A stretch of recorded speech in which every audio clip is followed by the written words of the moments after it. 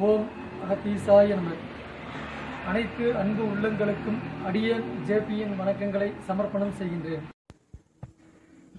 இப்பொழுது நாம் பார்க்க இருக்கும் மூலிகை இலவு மரம். இந்த மரத்தினை இலவு மரம் என்றும் அழைப்பார்கள். இந்த மரமானது உயர்ந்து வளரும் மென்மையான இலையுதிர் மர வகையைச் சார்ந்ததாகும்.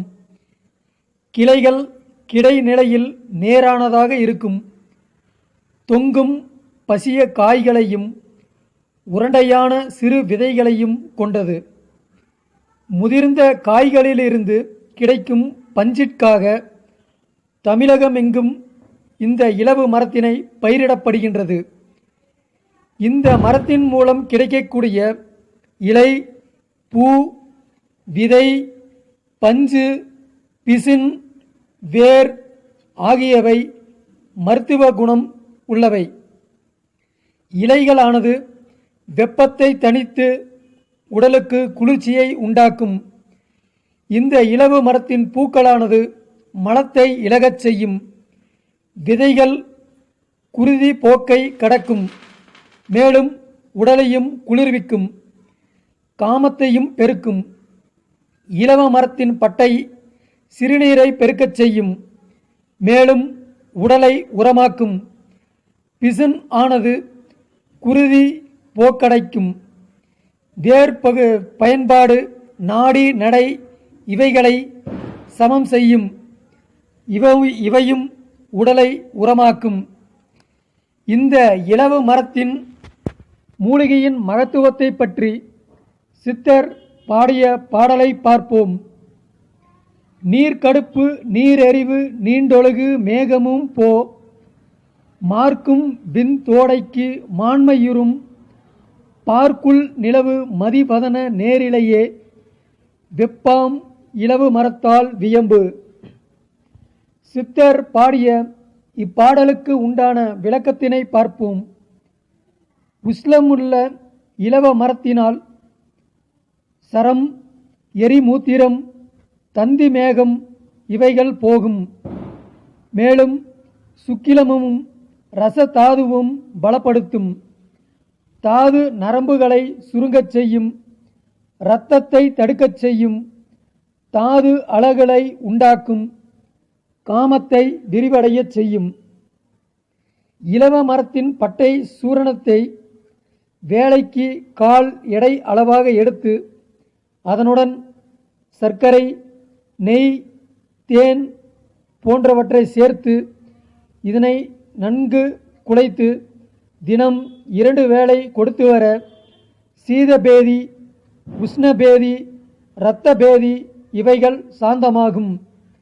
வெட்டு காயங்களுக்கு இந்த சூரணத்தை சன்னமாக வஸ்திர காயம் செய்து மேல் புண்களின் மேல் போட இரத்தம் மேலிட்டு வராமல் நிறுத்தி புண்கள், ரணங்கள் இவற்றை ஆற்றும்.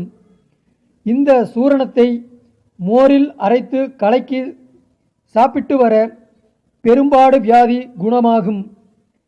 இதனுடைய வேர்பட்டை சூரணத்தை பாலில் கலக்கி கொடுக்க நீர்க்கடுப்பு, நீர் எரிச்சல், வெள்ளை, வெள்ளை வெட்டை, இரத்த வெள்ளை போன்றவை குணமாகும். மேலும் இதே இலவ மரத்தின் பிசினின் மகத்துவத்தை பற்றி சித்தர் பாடிய பாடலை பார்ப்போம்.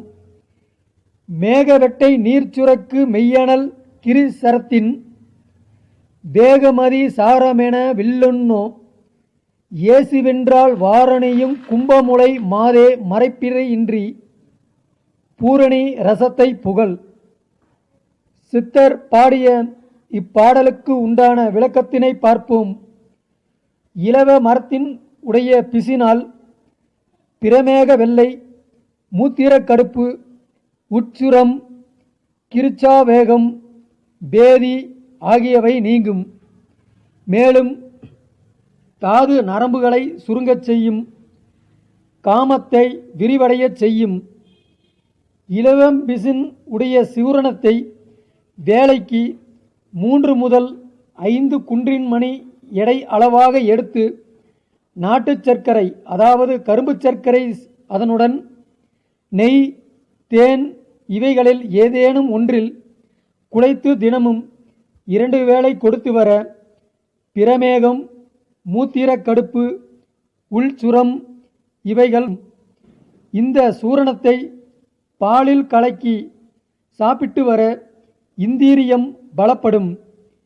இந்த சூரணத்தை நெய்யில் குழைத்து காயங்கள் வெட்டுக்காயங்கள் புண்கள் ரணங்கள் இவற்றின் மேல் பூசி வர விரைவில் ஆறும்.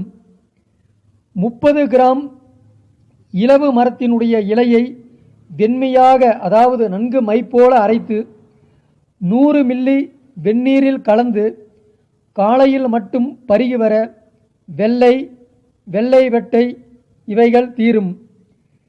இலவ மரத்தினுடைய பூக்களை நீரிலிட்டு காய்ச்சி அதனை வடிகட்டி 100 மில்லி அளவு காலை மாலை என 2 வேளை குடித்து வர மலச்சிக்கலும் வெட்டைப்போக்கும் குணமாகும்.